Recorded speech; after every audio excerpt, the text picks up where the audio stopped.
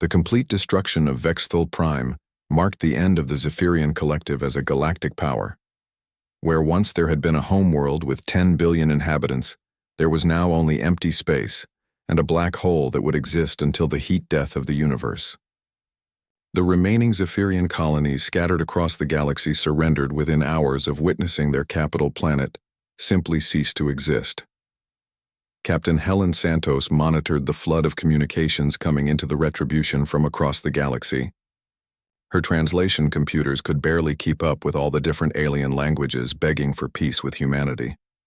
Some offered tribute, others offered technology, and a few even offered to become human colonies if it would guarantee their safety. Admiral Helen reported with amazement in her voice. I am now receiving surrender messages from over 2,000 different civilizations. Species that have never even heard of the Zephyrian Collective are offering to submit to human authority. Jake. Morrison walked slowly around his bridge, looking at each of his crew members. These 200 humans had just participated in the most decisive military campaign in galactic history. In exactly 17 days, they had destroyed 2 star systems, eliminated an entire alien confederation, and established humanity as the dominant species in known space. Set course for Earth, Jake ordered quietly. Our work here is done. The journey back to the solar system became something unprecedented in galactic history. It was a victory parade that stretched across dozens of star systems. Former enemies lined up to offer tribute and alliance to the human ship that passed through their territory. The Andromedan Trade Council begged for exclusive trading rights. The crystalline hegemony offered to share their most advanced technologies. Navigation Officer Carol Martinez had to constantly update their route as more alien delegations requested meetings. Every system they passed through had representatives waiting to greet the Retribution and pledge loyalty to humanity. Sir, Carol reported, the Void Walkers have sent a delegation to meet us at the edge of solar space. They are calling us the newest apex predators of the galaxy. The Void Walkers were ancient beings who had existed for millions of years. They had watched the rise and fall of countless civilizations, but they had never sent representatives to greet a species before. The fact that they were acknowledging human superiority sent shockwaves through every remaining government in the galaxy. Lieutenant Commander Alex Turner monitored his weapon systems as they traveled toward home. The Singularity Cannon and Quantum Torpedo launchers were powered down, but ready to fire at a moment's notice. Every alien ship they encountered kept a respectful distance from the human vessel that had proved it could kill planets. Admiral, Alex said with satisfaction, I do not think we will need to fire these weapons again for a very long time. Jake nodded as he watched the stars stream past. The Retribution had been built as humanity's ultimate deterrent weapon. Now that the galaxy had seen what it could do, the ship's mere existence would be enough to prevent future wars. When they finally reached Earth, Jake found a world completely transformed from the one he had left just weeks earlier. The planet that had been preparing for its final desperate stand was now the center of a rapidly expanding sphere of influence that reached across the galaxy. Human colony ships protected by newly allied alien escorts were already heading toward worlds that had been held by the Zephyrian Collective. The military shipyards around Mars were working at full capacity to build new vessels for the expanded human fleet. Earth's communication networks buzzed with reports of alien species requesting permission to establish embassies in human space. General Patricia Wells met Jake at Luna Station, where crowds of reporters and government officials waited to hear about the campaign. Her weathered face showed a mixture of relief, pride, and something that might have been fear. Admiral Morrison, she said formally, the Security Council wants a complete briefing on your mission, but first I have to ask, was it worth it? The moral cost, I mean. Jake looked out through the station's windows at the blue marble of Earth hanging peacefully in space. No alien fleet would ever threaten that world again. No human colony would ever face extinction because their enemies thought they were weak. General, Jake replied, 3 years ago we were victims hiding in our own space while aliens hunted our children. Today we are survivors, and every species in the galaxy knows that attacking humanity means facing complete annihilation. The moral cost was paid by those who chose genocide over peace. The official reports would show that the Retribution's campaign had lasted exactly 17 standard days. In that time, it had destroyed 2 star systems, eliminated the Zephyrian Collective as a political entity, and forced the surrender of over 2,000 alien civilizations that had not even been involved in the original conflict. But the real victory was not measured in destroyed ships or conquered worlds. It was measured in the simple fact that never again would an alien species look at humanity and see weakness. They would see the builders of planet-killer weapons. They would see the species that could make stars collapse and possessed the will to use such power when pushed beyond endurance. The galaxy had learned a lesson that would echo through history for thousands of years. Humanity was not just another species to be conquered or exterminated. They were the species that had built the ultimate deterrent and proved they were willing to use it. War had been humanity's teacher, and genocide had been their graduation exam. They had passed with marks written in the deaths of stars and the silence of empty worlds where billions had once lived. As the retribution took its place among Earth's, Defensive Fleet Admiral Jake Morrison knew that his ship would hopefully never fire its weapons in anger again. The galaxy now understood that attacking humanity meant facing not just military defeat, but complete extinction as a species. In the cold mathematics of galactic politics, that understanding changed everything. Humanity had risen from near extinction to galactic dominance not through diplomacy or cultural exchange, but through the simple demonstration that they possessed both the technology and the will to kill entire worlds. The survivors of the Zephyrian colonies would tell their children about the day the sky fell and their homeworld simply stopped existing. The children would tell their children, and the story would spread to every corner of the galaxy. It would become the foundation myth of the new galactic order, where humanity stood at the apex not because they were the strongest or the smartest, but because they were the species willing to commit genocide to prevent genocide.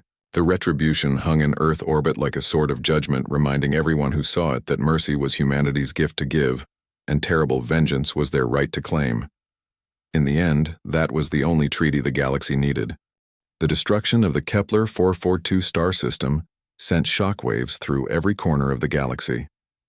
The gravitational waves from the collapsing star could be detected by sensitive instruments thousands of light-years away. But the political shockwaves were even stronger. Within hours of the battle, emergency sessions were called on every major world. The Trilithian Empire, which had been preparing to join the war against humanity, immediately ordered all their fleets back to defensive positions. The Sage Collective that had remained neutral for over 1,000,000 years sent desperate peace messages to Earth. Even the proud crystalline hegemony began evacuating their border worlds that were closest to human space. Captain Helen Santos monitored the galactic communication networks from her station on the Retribution. Every few minutes, another alien civilization was broadcasting surrender offers or alliance proposals. The fear in their voices was obvious even through the translation programs, Admiral Helen reported.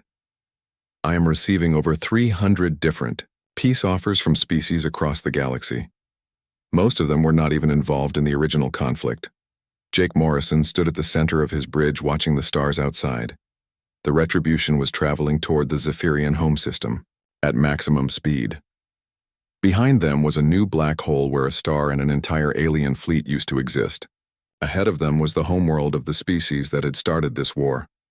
Ignore all the peace offers, Jake ordered. We are not finished yet.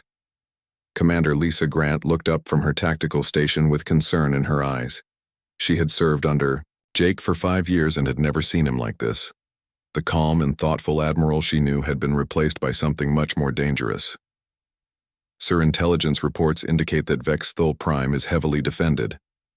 They have orbital defense, platforms, planetary shields, and what remains of their fleet, concentrated around the homeworld. Jake smiled, but there was no warmth in it. Good. I want them to see us coming. The Zephyrian home system had been the center of their civilization for over 10,000 years. Vexthul Prime was a beautiful world covered in crystal cities that reached toward the sky. Billions of reptilian beings lived there, including the government leaders who had ordered the attacks on human colonies. When the Retribution arrived at the edge of the system, it did not try to hide. The massive human warship decloaked directly above the planet where every sensor and telescope could detect it. Jake wanted the entire population to know that death had come for their world. Supreme Chancellor Vexkoth was in an emergency meeting with his military advisors when the human ship was detected. He was an ancient being who had ruled the collective for over 2 centuries.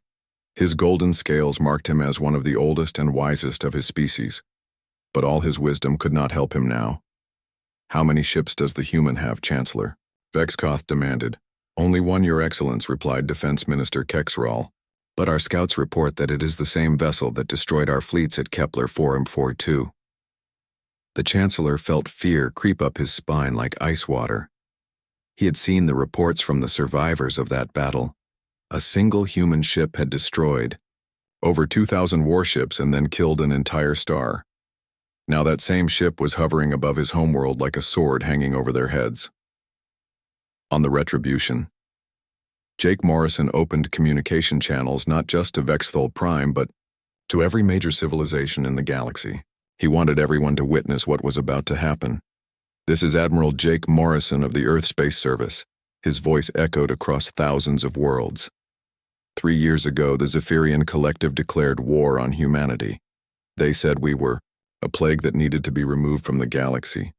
They destroyed our colonies, murdered our families, and showed no mercy to our children. Today, they learned the price of that decision. On the surface of Vexthol Prime, billions of reptilian beings looked up at the sky with terror. Their planetary shields flickered to life, but everyone knew they would be useless against weapons that could destroy stars. Parents held their children close while government officials tried desperately to contact the human ship. Chancellor Vexkoth transmitted on every frequency he could access. His voice shook with fear as he spoke. "Admiral Morrison, please, we wish to negotiate. A ceasefire, immediate reparations, whatever terms you demand. We surrender completely to human authority." Jake listened to the alien leader's desperate plea and felt nothing but cold satisfaction. 3 years ago, this same being had laughed when human diplomats begged for peace. He had called humanity a disease and ordered their extinction. Now he was learning what it felt like to face extermination. "You had your chance for negotiation, Chancellor," Jake replied. "You chose genocide when you could have chosen peace. You chose war when you could have chosen friendship. Now you face the consequences of teaching humanity that mercy is weakness." The Singularity Cannon began charging for what would be its most devastating shot yet. Unlike the previous battles, this time Jake was not targeting ships or even a star. He was aiming directly at a planet with billions of living beings on it. Chief Engineer Ryan Blake monitored the weapon systems as they drew power from every reactor on the ship. The Singularity torpedo that was forming in the main cannon was larger and more powerful than anything they had fired before. When it struck the planet, there would be nothing left except an expanding cloud of particles. "Sir," Commander Lisa spoke, quietly. "Are we really going to destroy an entire world?" Jake turned to look at her and she saw something in his eyes that made her step back. It was not anger or hatred. It was the cold calculation of a man who had decided that some species did not deserve to exist. "Lisa, 3 years ago, they destroyed New Singapore where my sister lived. They killed 2 million humans, including my 7-year-old niece. They did not spare the children when they attacked our colonies. I will not spare theirs." The weapon finished charging and Jake gave the order that would change galactic history, forever. The Singularity torpedo launched from the Retribution and streaked toward the beautiful crystal cities of Vexthol Prime.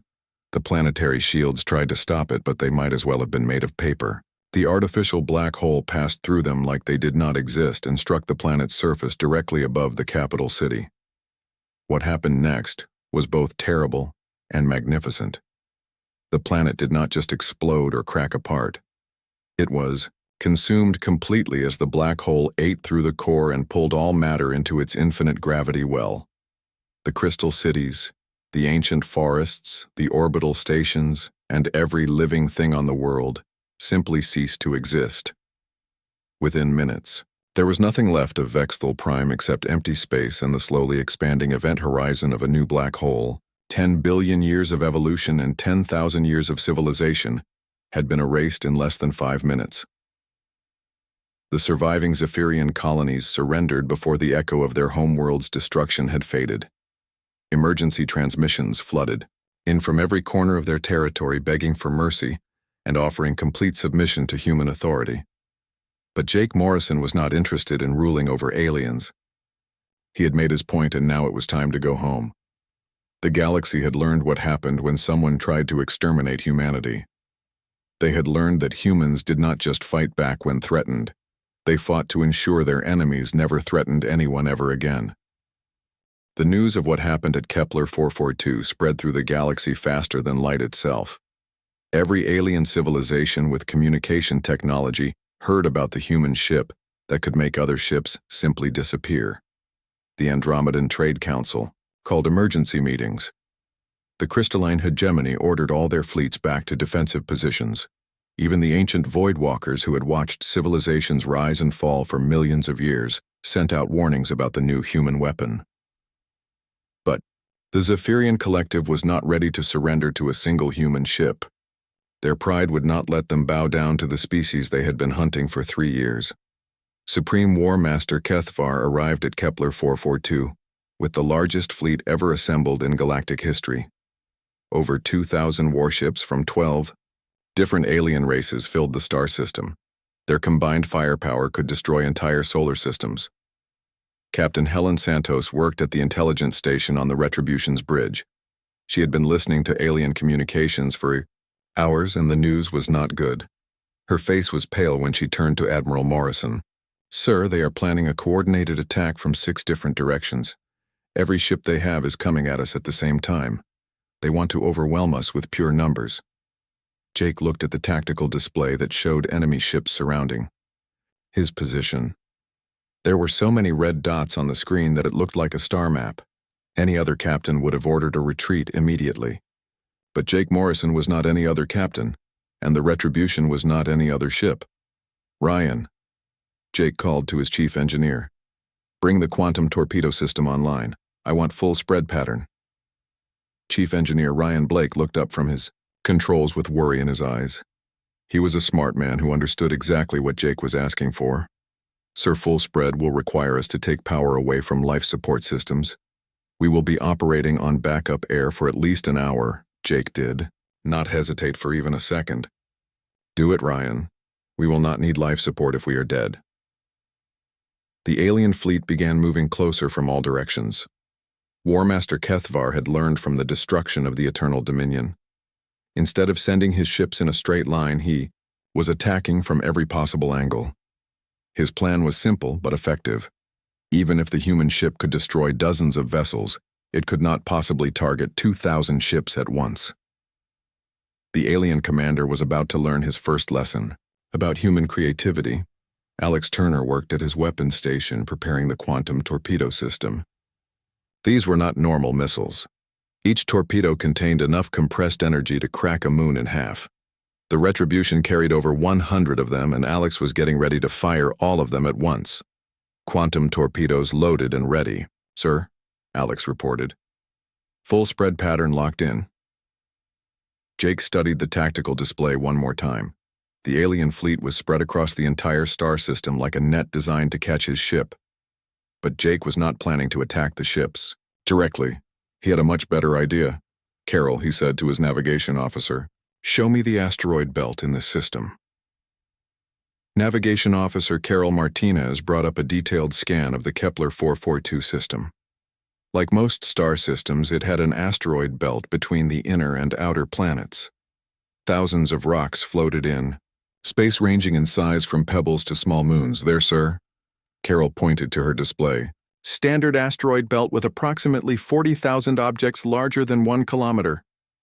Jake smiled for the first time since the battle began. The alien fleet had made a tactical mistake by spreading out so much. They thought they were being smart by giving the Retribution too many targets to hit at once. Instead, they had put themselves exactly where Jake wanted them. "Alex, fire all quantum torpedoes. Target the asteroid belt and the outer planets." Alex Turner pressed the firing controls and 100 quantum torpedoes launched from the Retribution at the same time. But instead of flying toward the alien ships, they headed for the rocks and small planets floating throughout the system. War Master Kethvar watched the human missiles fly past his ships and laughed. The stupid humans were wasting their ammunition on empty space. His fleet would destroy them easily now that their weapons were empty. Then the torpedoes began exploding. Each quantum torpedo created an explosion that turned matter into pure energy. When they hit the asteroids and planets, the results were spectacular. Rocks that had floated peacefully in space for millions of years suddenly became balls of superheated plasma, moving at incredible speeds. The chain reaction spread throughout the entire star system. Exploding asteroids crashed into other asteroids, which exploded and hit even more rocks. The outer planets cracked apart and sent massive chunks of debris flying in every direction. Within minutes, the peaceful Kepler 442 system had become a hellstorm of radioactive destruction.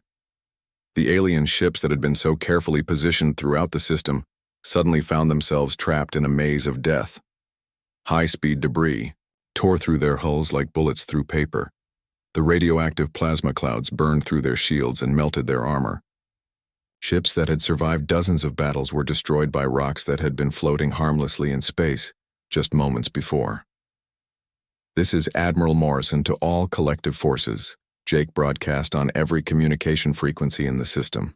You now have a choice. Surrender immediately and accept our terms, or watch what happens when humanity decides your species does not deserve to exist anymore. War Master Kethavar tried to maintain his attack formation, but half his fleet was already destroyed or crippled. His own command ship had been hit by 3 large asteroids and was leaking atmosphere from multiple hull breaches. He opened a communication channel to try to rally his remaining forces. All ships maintain attack formation, he ordered. We cannot allow this human weapon to escape. Continue the assault, and his transmission was cut off as the Retribution's main weapon powered up again. But this time Alex Turner was not using minimum power. The Singularity cannon was charging to full strength, and its target was not another ship. Jake Morrison was aiming at the system's sun. The artificial black hole that emerged from the Retribution's main gun was 10 times larger than the one that had destroyed the Eternal Dominion. It streaked across space toward the star at the center of Kepler 442 and struck it directly in the core. What happened next had never been seen in galactic history. The star began to collapse in on itself as the artificial black hole interfered with the nuclear fusion that kept it burning. The gravitational forces that held the solar system together started to change as the sun died. War Master Kethavar watched in horror as his fleet was pulled toward the collapsing star. Ships that had been spread across billions of kilometers of space were now being dragged toward a single point of infinite gravity. Even vessels at the very edge of the system felt the pull of the dying sun. Retreat, Kethavar screamed into his communicator. All ships retreat immediately, but it was too late for most of them. The Retribution rode the gravitational waves away from the system using its experimental shielding technology. Behind them, the star completed its transformation into a black hole that would exist for billions of years as a monument to what happened when someone tried to exterminate humanity. The few alien ships that managed to escape carried word of the battle to every civilization in the galaxy. Within hours, emergency councils were meeting on hundreds of worlds. The species that had been considering joining the fight against humanity immediately changed their minds. The galaxy had just learned that humans did not just fight to win battles. They fought to make sure their enemies could never threaten anyone ever again. The ESS Retribution moved through space like a ghost that no one could see. Its cloaking device made it invisible to all the alien sensors as it approached the edge of Zephyrian space. Jake Morrison stood on his bridge watching the enemy territory get closer on the main screen. Behind him, his crew worked quietly at their stations, preparing for what was about to happen. Commander Lisa Grant studied her tactical display and counted the enemy ships. Her face went pale when she saw how many there were. The aliens had gathered their biggest fleet around their main military base at Kepler 442.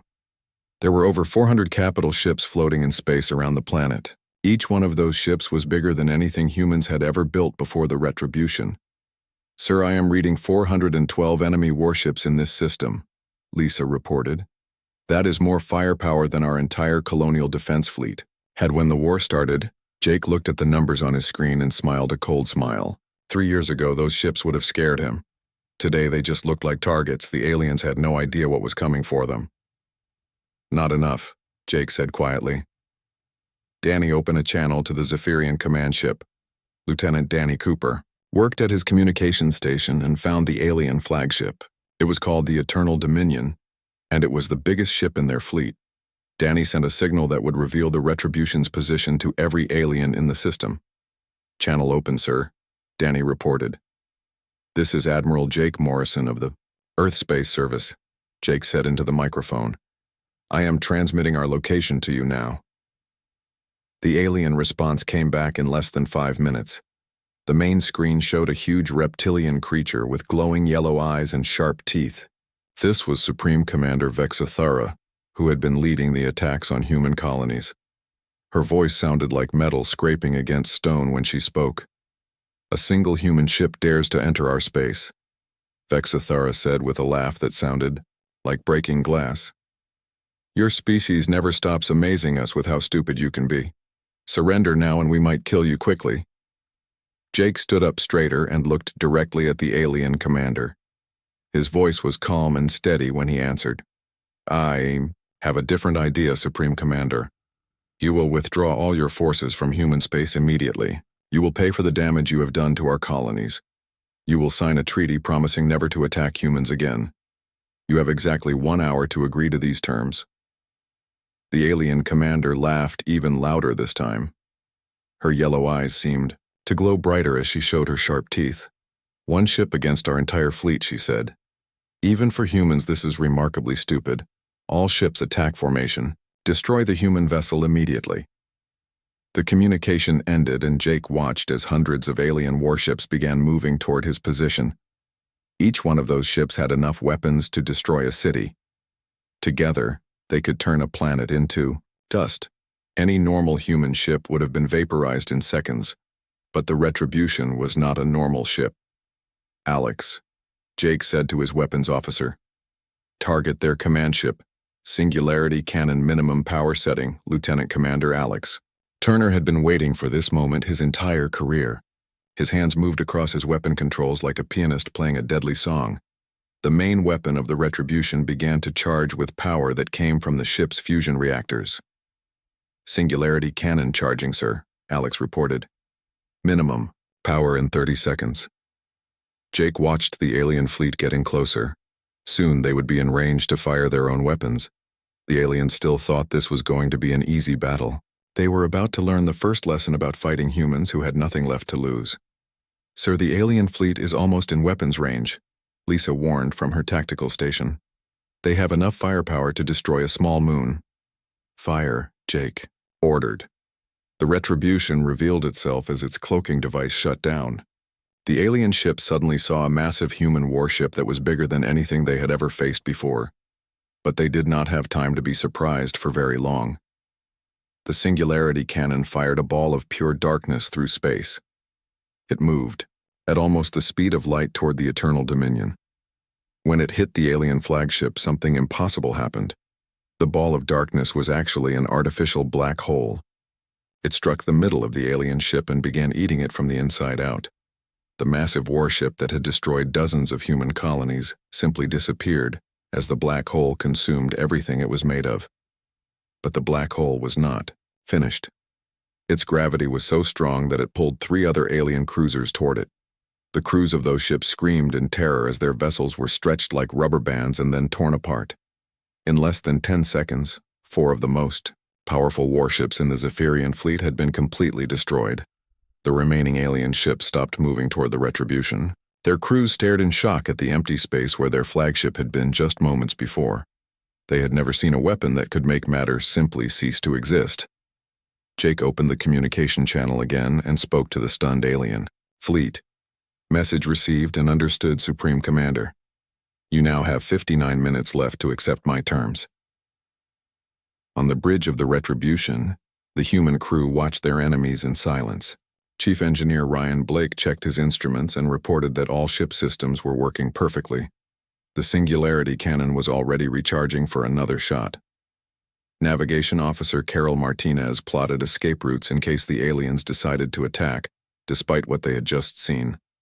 But as she watched the alien fleet, she realized they were not moving. They were all staying exactly where they were, like animals that had been frozen with fear. Weapons Officer Alex Turner smiled as he watched his targeting displays. The aliens had spread their ships out across the star system, thinking that would make them harder to hit. They did not understand that the Retribution's weapons could reach any target in the system within seconds.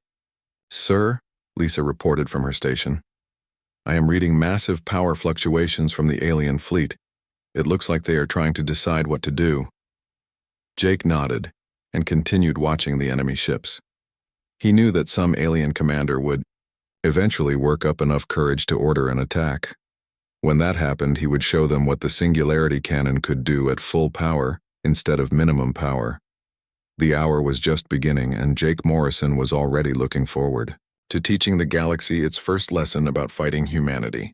Admiral Jake Morrison stood on the bridge of the ESS Retribution and watched the stars through the main window.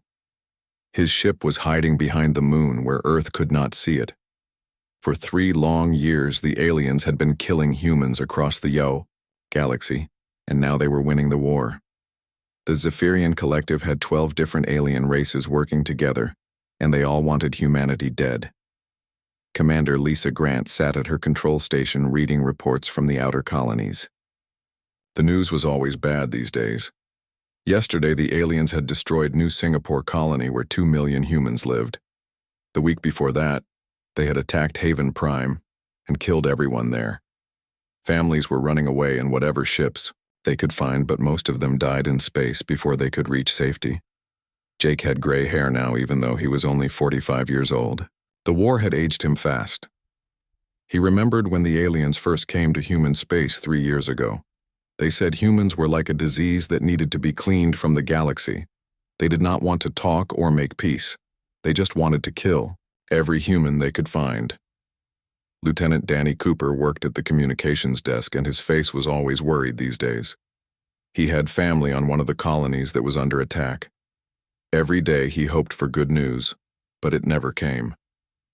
Today he looked up at Jake with scared eyes and said the words that would change everything. "Sir, we have a message coming in from Earth Command." The holographic image appeared in front of Jake, showing General Patricia Wells. She was an old woman who had been a soldier for 30 years. Her face looked tired and sad, but her voice was strong when she spoke. "Admiral Morrison, the Earth Security Council has made their decision. Project Omega is now approved. You have permission to use the Retribution however you think is best." Jake felt his heart beat faster. Project Omega was the most secret thing on Earth. Most people in the military did not even know it existed. The Retribution was not just a warship. It was a planet killer. For 30 years, the smartest humans had been building weapons that could destroy entire worlds. They hoped they would never need to use them, but now that time had come. "I understand, General. We will make them sorry they ever found us." When the message ended, Jake turned to look at his crew. There were 200 people on the ship, and every one of them was the best at what they did. They had been chosen from millions of soldiers and scientists. They all knew what their ship could do, and they were ready to use it. Chief Engineer Ryan Blake was a big man with strong hands who understood the ship better than anyone. He had helped build the weapons that could crack planets in half. He looked at Jake and nodded his head to show he was ready. Navigation Officer Carol Martinez was a small woman who could plot courses through space better than any computer. She had already started working on the path they would take to reach the alien homeworld. Her fingers moved fast across her controls as she calculated the route. Weapons Specialist Alex Turner was in charge of the most dangerous weapons ever made by humans. The Singularity Cannon could make black holes that would eat entire planets. The quantum torpedoes could turn star systems into empty space. He had trained for 10 years to learn how to use them properly. The Retribution was almost 3 kilometers long and covered with weapons that no alien had ever seen before. It had taken the best minds on Earth 30 years to build it. The ship could move faster than light and had shields that could stop almost any attack. But its real power was in its weapons that could kill billions of beings with one shot. Jake walked around the bridge and looked at each of his crew members. They were young men and women who had left their families to serve on this secret mission. They knew they might never go home again, but they were willing to die to save humanity. "Listen to me," Jake said in a loud voice so everyone could hear. "The aliens think humans are weak because we try to make peace instead of war. They think we are soft because we care about our families and friends. They are about to learn that they made a big mistake. The crew looked at their admiral and they saw something in his eyes that made them stand up straighter. It was not anger or hate. It was something much more dangerous. It was the cold determination of a man who would do anything to protect his people. The Zephyrian Collective has killed millions of our people. They have destroyed our colonies and made our children into refugees. They think they can wipe us out because we are just one species against their 12. They are wrong. Jake moved to the center of the bridge where everyone could see him clearly.